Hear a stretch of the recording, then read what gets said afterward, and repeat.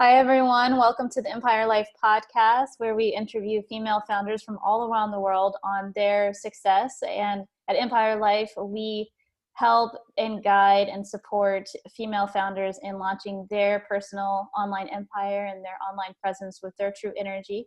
And today, our guest is Melissa Fino. She's the founder of Love Your Life Community, best-selling author of Little Miss Perfect, and she also helps and guides and supports female entrepreneurs in breaking free of perfectionism. And I'll hand it over to her to intro herself a little bit more. Thank you so much for having me today, Allison. Love connecting with you. So I have been in life coaching essentially for 6 years, and I started right after graduate school. And just as we grow and evolve, I think it just turned into me turning into a business coach, because I noticed that a lot of coaches came in with their purpose of wanting to help other females or males, but didn't really have any of the business sense on the other side to put it all together. There's so many women out there and men who are running businesses that are actually just hobbies. It's for sure. And what do you consider a hobby? Is that when you're not like maybe covering your full expenses, or you're not quite where you want to be, or what would you consider? What do you mean by that? When you're not covering your full expenses, when you're fully invested into your business and you're spending all of your time there and showing up, and you're most likely on the hamster wheel doing the same thing over and over again, but you're not covering your expenses and you're not bringing in any income. And what do you feel? Well, that leads me into my first question even. I feel like that is a challenge from what I've seen, especially with female founders, is saying, I had another call earlier today, and she was saying that there's a personality test even. She was telling me about where it says, I enjoy this and I don't enjoy XYZ. And these areas that drain us, a lot of times it's really hard from what I've seen with some of my clients. And they've gotten to a point where they're okay with letting it go when we support them. So before that transitional period, before they're comfortable with saying, okay, I don't enjoy this, or I'm not good at this, I don't want to do it, and I'm going to let it go. Have you seen that as being a huge challenge in part of their up-leveling? Oh, it's definitely a gigantic challenge, because we want to have our hands in everything. But the truth is, we have strengths and weaknesses. And if we're spending so much time trying to do something that is not one of our largest strengths, we're wasting so much time on something that we could be massively successful at and bringing in more income. And for sure. And with being a best-selling author and Little Miss Perfect, do you cover that also? And that's related to perfectionism. And I'm sure there's a lot underneath why we want to believe, well, I'm a one-woman show and I got all this figured out and I can do everything. And I've been there, and I'm saying from experience. And I have a really hard time delegating. We're telling ourselves that I don't need to delegate. And then at some point, that shift of, I'm okay if they don't. I'm like, what if my teammate doesn't do it perfect? I'm okay with that. That's so funny. I have two thoughts about that. Is that when you are a perfectionist, or when you struggle for perfectionism by yourself or in your business, you also have expectations for everyone else that they're going to produce perfect results. Right? Yes. And you don't tell them what your expectations are by any means. They're like uncommunicated expectations. And the problem is that beyond the fact that they're uncommunicated, is that what I think is perfect and what you think is perfect is going to be two completely different things, because perfection is an illusion. So it is. Something, It was a huge aha moment or download from the universe for me a few months ago. As I was scaling my team, that was a huge fear that I had as being a recovering perfectionist myself. I was like, okay, well, what if they don't do it in the way, even if I give them the guideline and I say, this is exactly what I want to be done, or even as a parent, you tell your kid, or you ask your kid to do something, what if they get better at doing it over time? What if they evolve? What if they're doing it to the best of their possible ability in that moment, and then they evolve, because we all start somewhere the first time we do something. So stepping into that gave me so much more relaxation and power within myself of, I'm happy, I'm grateful, they're getting it done. And they will get better at it over time. And Yes. it is perfect. That is perfect. Yeah. Giving yourself the grace and giving them the grace as well. Mm-hmm. Yeah. And then you asked about Little Miss Perfect, and Little Miss Perfect has nothing to do with being a business owner, but it does have everything to do with perfectionism. um, Little Miss Perfect is my story of not ever feeling good enough, not feeling skinny enough, smart enough, pretty enough, everything, kind enough. Mm. I always kind of felt that maybe there was some school of perfectionism that I didn't get invited to. Mm-hmm. So I missed out on what everyone else had, but I didn't have that. And so Little Miss Perfect details my story of how I learned to love myself in all of the struggles that I went through, and how they just kept showing up as patterns because I was continuously repressing all of my emotions. And while I thought I was running away from them, I was running with them inside of me. It's true. It's true. There's that saying I love, that wherever you go, there you are. Mm-hmm. Yeah, so true. So it was my process of, learning to understand who I was, what my own values were, and dealing with everything that was inside of me that I had been running away from for decades. That's true. And what were some of the things, that the challenges or the struggles that came up when you started uncovering those layers and dealing with them, and well, seeing them and knowing that they were Yeah. there? I think we all have the story that we carry with us, and some of us have learned to use that story to catapult us into greatness and to make us stronger. But for so many of us, we use that story as a version to keep us smaller. It's like a protective suit of armor. This is the reason why I can't become something. And for me, I was a high school dropout, and I had dropped out of high school at 16.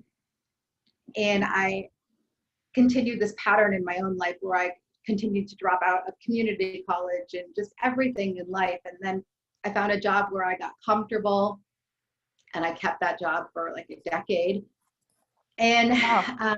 yeah, I was very, very comfortable. And what ended up happening is that I got so comfortable that I didn't even realize that I was not happy. And then, in my early 30s, I lost my father. And he was he was my biggest cheerleader in life.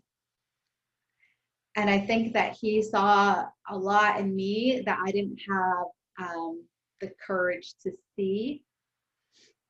So after going through some of the grieving process, I started to realize that, I had dreams. I had dreams previously when I was younger, and I wanted to get to those dreams again.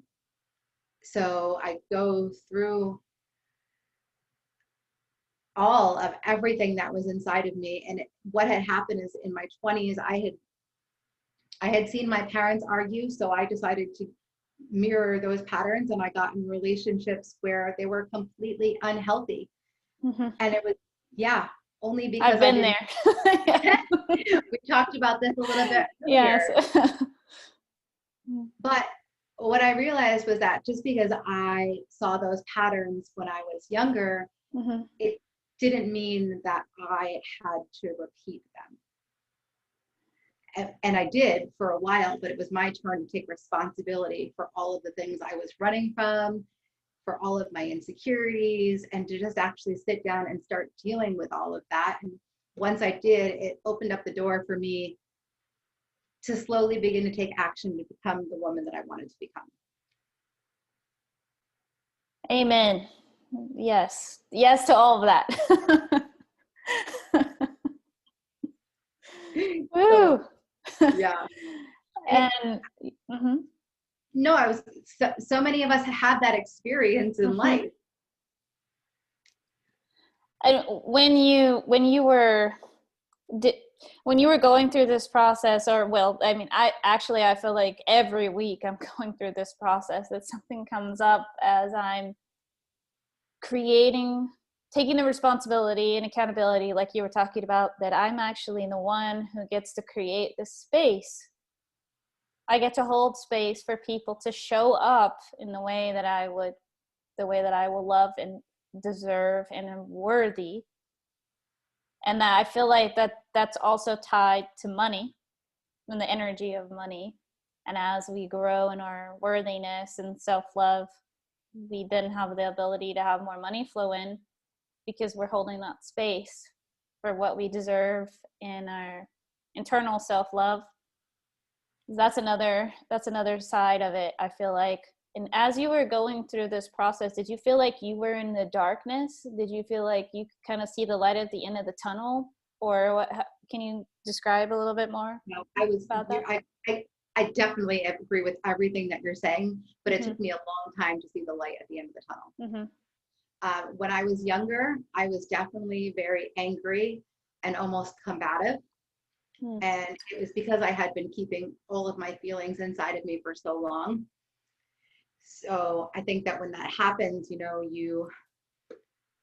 you break and get angry at the simplest things in times, and unexpected periods. And so that was me. And now that I've broke through and actually worked through all of those emotions, I don't recall any time recently where I've been angry or upset, or it's just so much simpler to see that life is what it is and to be open to it in the same way that you're saying. Letting Mm-hmm. go of all that creates space for beautiful opportunities and possibilities. It's true. I feel like we were living a very similar life for a long time because I was talking about that the other day, how, well, there's some addiction within my family, and often kids that come from sometimes chaos, and some seeing that and seeing it, chaos outside of their house, in their house, and addiction, and kind of like a lack of mindset. We don't know, we're not taught how to express our emotions, and we do often hold a lot of anger, and that comes, I was told a lot of times, oh, you have such a bad temper. Oh my gosh, there you go again with your bad temper. And it took me a long time to accept that part of myself, that I have a lot of light, and I get to decide how I'm going to direct this passion and ignite this light in which direction I want it to go. It doesn't have to go towards anger because I don't know the words or how to express that. And also, being a mom, I wanted to give my child the ability to express her emotions from a young age. And it's okay to be upset. It's okay to feel the anger, but to know that this is a passing feeling. This is going through us and we can let it go. We have control over how we are going to handle our feelings, our emotions. We also get to decide how we affect our environment. And it's not okay to affect our environment in that way, to take away from other people if we're not processing it. So at some point, it's like, okay, I need to process this in a healthier way. If I start feeling it come up where I'm getting upset, how am I going to communicate that? And I think that's beautiful. I think it's beautiful when you can recognize that you're carrying on like some familiar pattern, and mm, you can work to break it within yourself, and then break the family pattern and teach your daughter differently, how to heal, how to handle relationships in a healthy manner, and communication and feelings. It's just, I think that's amazing. thank you. What I feel like I look back my teenage years like, wow, I had a lot of anger and will react in ways that were not really true to my character. You Do know, you, what do you think that was because of? from seeing how people reacted as I was a child, from thinking oh, it's okay to start shouting at somebody because that's what I see. If somebody is seeing things as a threat that maybe were not a threat, if somebody was questioning me, I might see that as a threat and start shouting at them in school or in sports. And it wasn't, that's, at some point, it's like that doesn't provide like healthy kind of communication. And I'm not getting my point across. Like, they're not hearing me if I'm shouting at them, or I, just lose my temper. That's not a good representation of who I actually am. And somewhere in my teenage years, especially after a few experiences where I was in a group of all girls or women, young ladies, and I really hurt some of the young ladies with my tone of voice, or what I expected of them, or and them crying and saying directly to me, like, I think you could have said that in a different way. And then I felt horrible in some of those experiences, and reflecting on that, why did I feel that I needed to react in that way? They're not a threat to me. They weren't trying to upset me. And really uncovering, how can I fully hear them?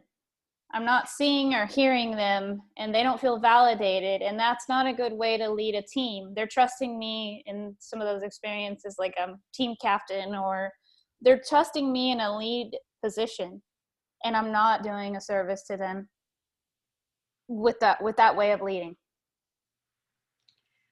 That sounds like very mature conversations at a young age. Well, with so many people cry at because you said something, it's like, why am I making these people cry? Like, that's not okay. Yeah, Yeah, I know. I'm like, well, yeah. You definitely were not the only one. I was doing that as well. But the difference is, for me, is that I had no idea at that point in time that I was doing it.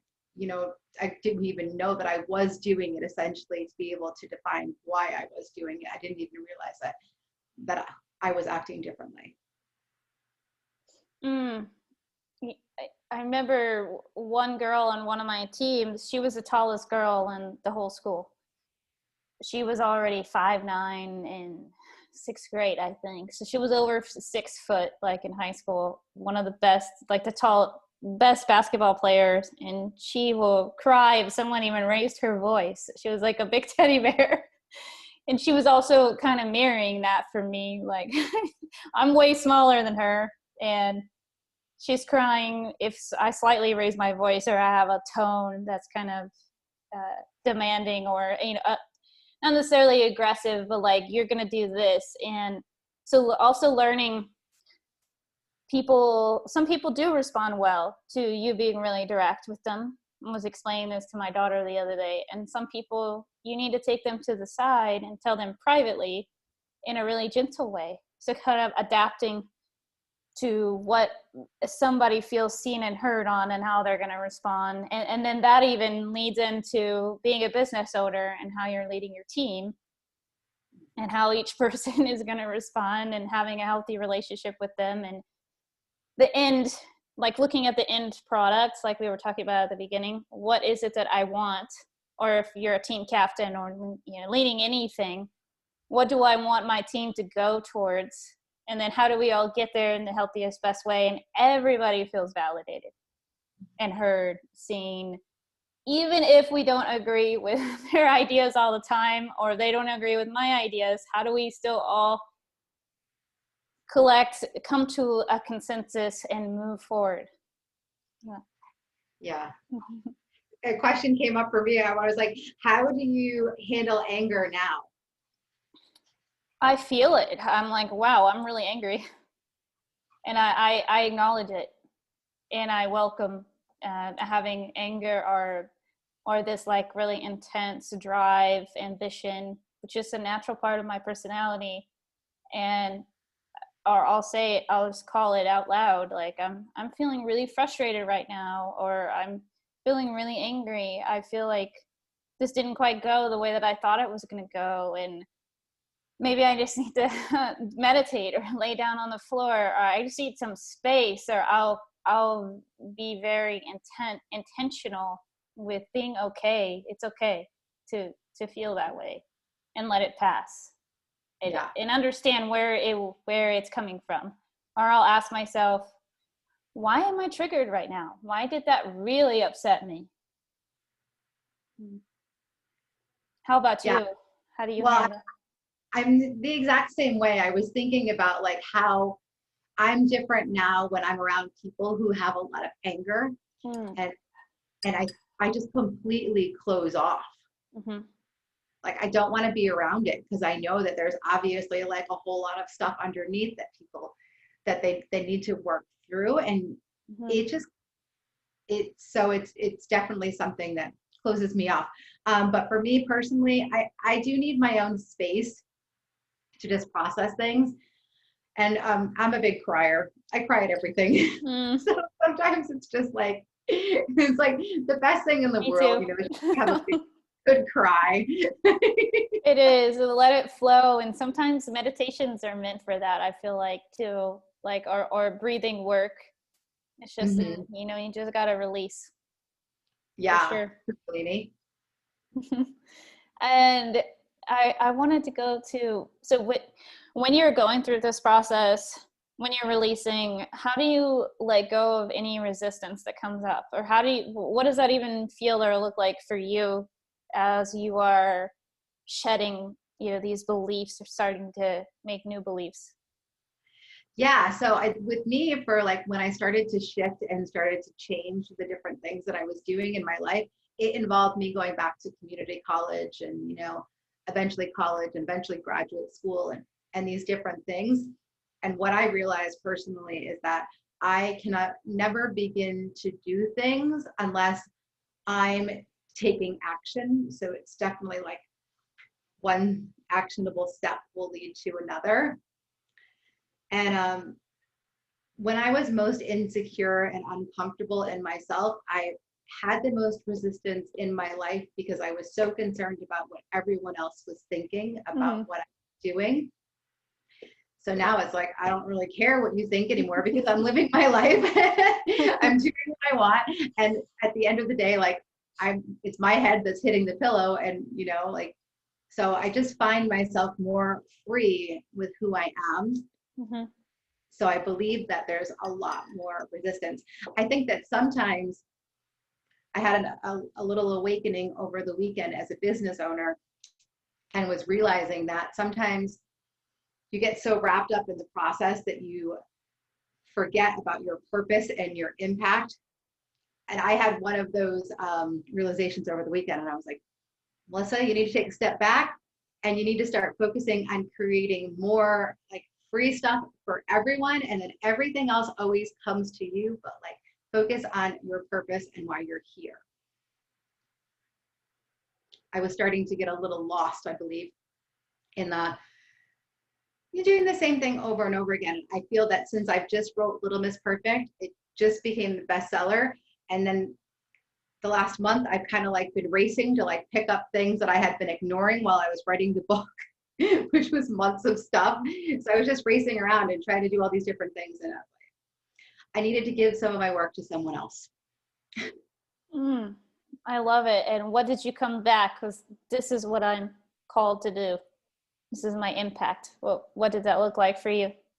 Oh, it's going back to your why. Like, why did you begin this process? For me, my why wasn't about money or creating the most epic flow in my system. My why was about changing women's lives so that they could become confident, to learn to show up and not carry their stupid story of what happened to them when they were 16 years old into today. Because a lot of us have a story, and some of them are, I'm not putting, some of them are traumatic, some of them are tragic. But when we continuously bring them into today, it's our responsibility because it's our thoughts that are bringing it into the moment that we're in. And we can control that. I completely agree. That brought me back to a time I was in a I was in a one-on-one, or that was when we were still meeting in person sometimes with people, and I was meeting a prospective client in person, and she directly asked me, well, it seems like you just had the perfect life from talking to you, that you are so uh, she was making very definite statements, like, I feel you are grounded and centered, and you must have just had nothing that happened in your life to throw you off of being centered. It's almost like I see you holding onto a life raft, and you just have this internal life raft. And sometimes I felt that I'm trying to find that life raft and I'm drowning, and then I hold on to it for a little while and I'm suffering, and I let it go and I'm drowning again. And well, I guess that's easy for you because you've had it perfect.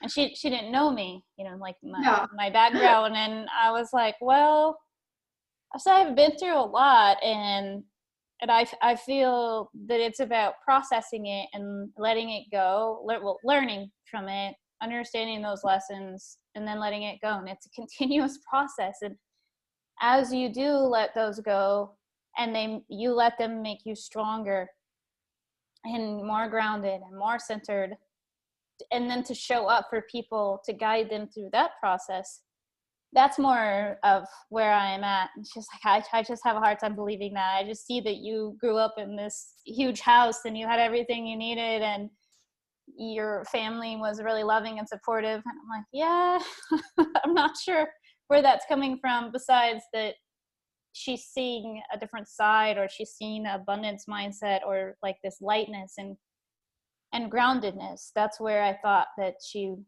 why she was making those comments. But I found it really interesting that there's a lot of different layers to that. That that was part of her story of somebody else must have had it better than me, and that's why they get XYZ, instead of starting to go into processing her own things. And if they had that story, they deserve that. And I had a different story, so I don't deserve it. Mm-hmm. I came at it from a lot of compassion.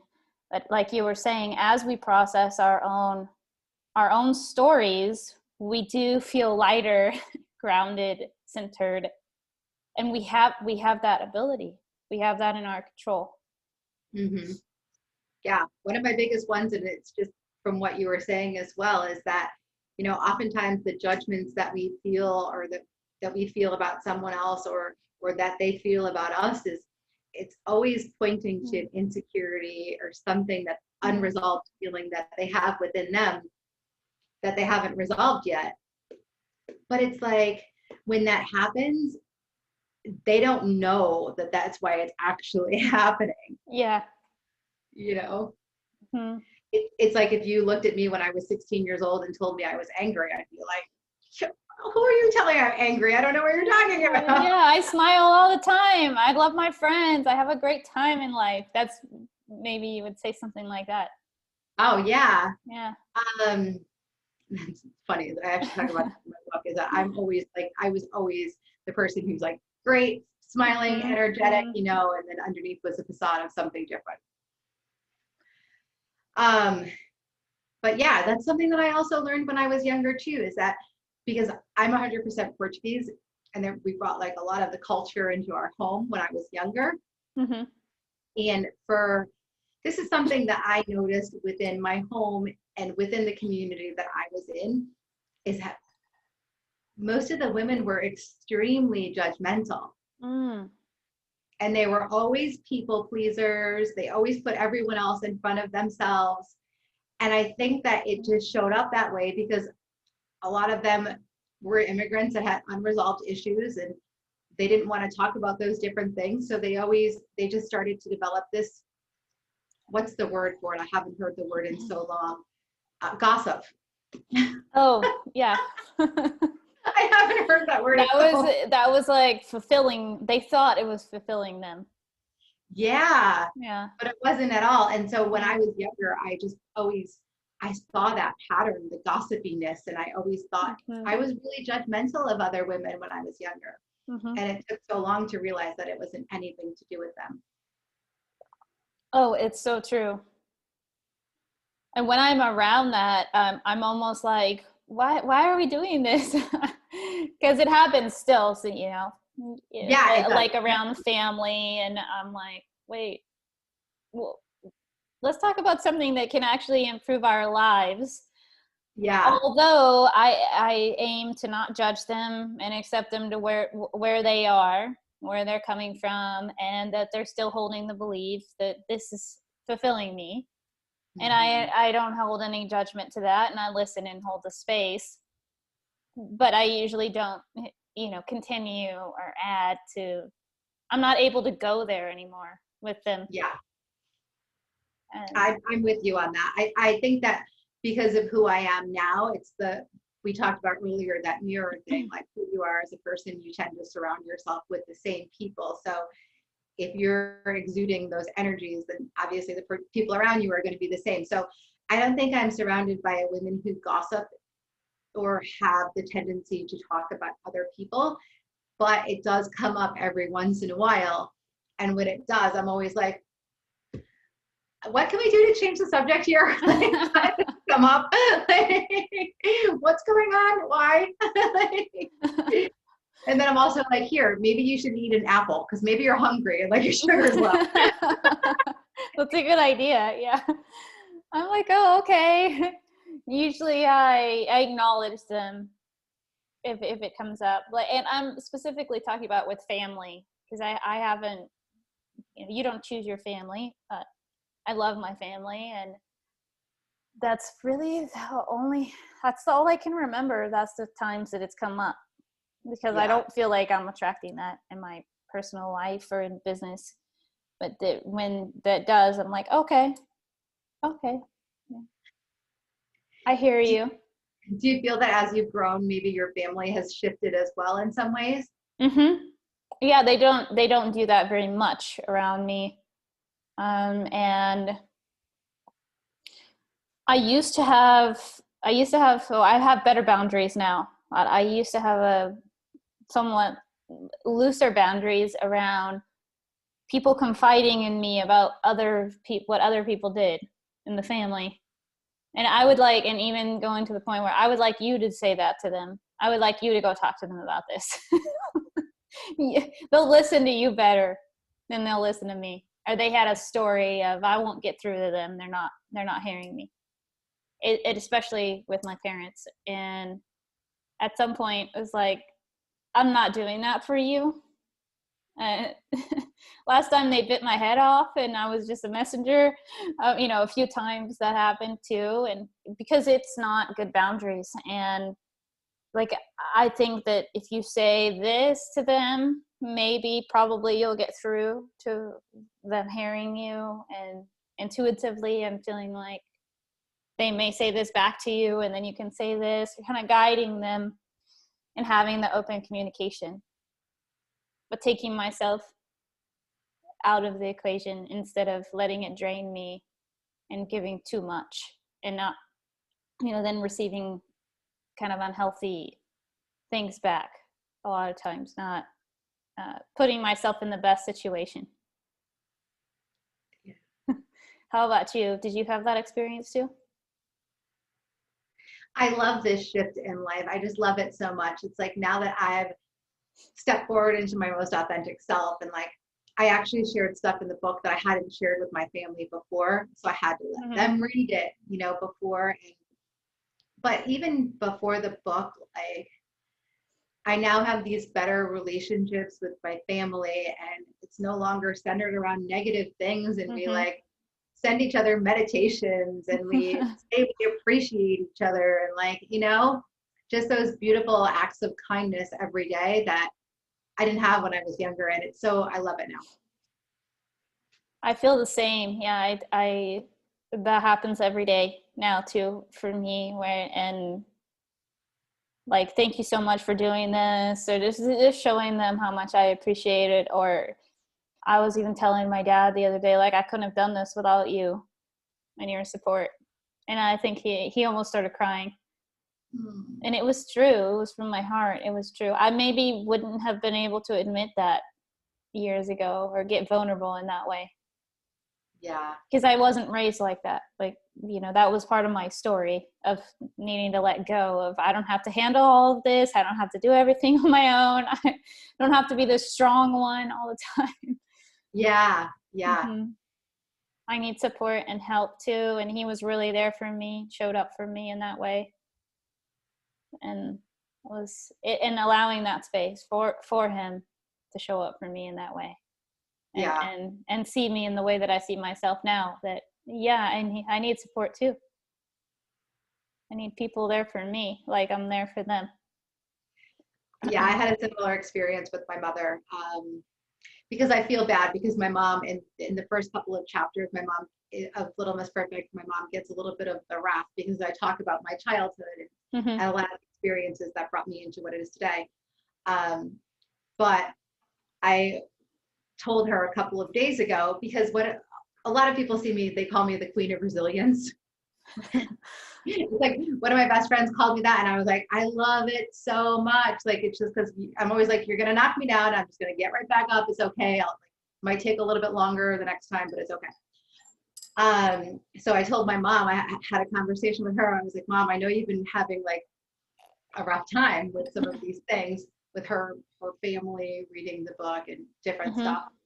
And I was like, I want you to know that you are the reason that I am the queen of resilience. Oh. She's so the reason because she was always like, okay, I'll go. She came here when she was 16 years old. She got her GED. She was always working 3 or 4 jobs. She always taught herself how to do everything. She climbed the corporate ladder. Like, so yeah, she learned. Wow. She taught me to be resilient. Through her actions and her words, and like, you can do this. Yeah. Yeah. I mean, she was stubborn as all heck, but she definitely modeled those behaviors, and it may have taken a while for me to adopt them. But yeah. How did she respond to that?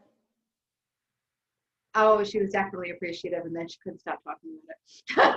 Oh. That's so sweet. Yeah. That's amazing. I'm sure that took a lot of vulnerability for you too. Yeah, but that's the beautiful space that I believe that both of us are in right now, is that Mm-hmm. we're no longer running from those feelings, and we're just happy to be. Oh, I love it. I love hearing that. And it's almost like you don't even think anymore, oh, I'm being vulnerable. It's just a natural state that, Mhm. that you're in.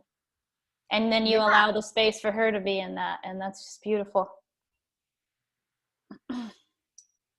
Yeah, there's definitely something that happens when you deal with all those inner demons and you just can just show up authentically and not worry about judgment or insecurity or anything else. It's just, yeah, and it's definitely not one of the easiest things to learn to do or to master, but to get your whole life back in that way is definitely worth it. It is. It is worth it. I believe that too. And when we're about to hop off, I was wanting to know if there's 3 things or 3 to 5 things that you would like to leave the audience with that perhaps you wish you had known before you started this journey, or you wish somebody had told you, or like if you were mentoring somebody right now and saying, okay, you're starting on this business journey or this personal development, this is what I wish I knew. Yeah. Every woman that I've ever worked with, it's the same thing. Like, they carry a story with them and that holds them back, and that, so I'm always living by, you are not your story. You are not that Mm. negative thing that repeats in your head. You're not those thoughts that keep processing over and over again. And for so many, I believe that they think those thoughts have repeated for so long that they become their false reality, Mm-hmm. but they're not really true. They're not. And then for business owners, as far as like starting out or just showing up every day, my biggest mantra that I tell myself all the time is allow your purpose to be greater than your ego. So it just kind of is that reminder that you're here for a reason, and it's not to let your insecurities take the front seat and, you know, to keep you small and minimize you. Um, hmm. Oh, you don't have to do what she does. I think that's the biggest thing for so Wow, many, that's huge. right? When they're That's first huge. starting. Hmm. Yeah. It can Because be you, super overwhelming as you start seeing. I remember having those feelings. I'm like, oh my gosh, that person's in skiing in Colorado, and or just anything you see online. And sometimes we need to let go of social media, especially refocus on our purpose, meditate, pray, come back and go inward, and also oh, give grace, like give compassion to that. Wow, or this person got a new luxury car, like that is awesome, and I'm so proud of her. yeah. I'm loving what you're doing right now as well. It's totally what we're talking about, how you're taking a month off of social media. You're taking this time off to like reconnect and be present for yourself. Mm-hmm. That's Oh, thank needed. you. Thank you. Yeah. It is. It feels so good. It feels somewhat scary, but it feels so good. Scary because you're afraid you might miss something. Yeah, for sure. Yeah, the FOMO and like, oh my gosh, well, what, are people gonna just drop off, or are they gonna disappear if they don't hear from me? So like having that, my people are gonna be there for me, and my people that love me and support me want what's best for me too, and they're gonna support me through this. Yeah, they will. Yeah, they do. And how can people get in touch with you, Melissa? What's the best way? Yeah. So my website, my socials are all the same. It's Love Your Life Community. And Little Miss Perfect is on Amazon. So you can find that there. And yeah, thank you very much for having me. You're welcome. Thank you for joining us.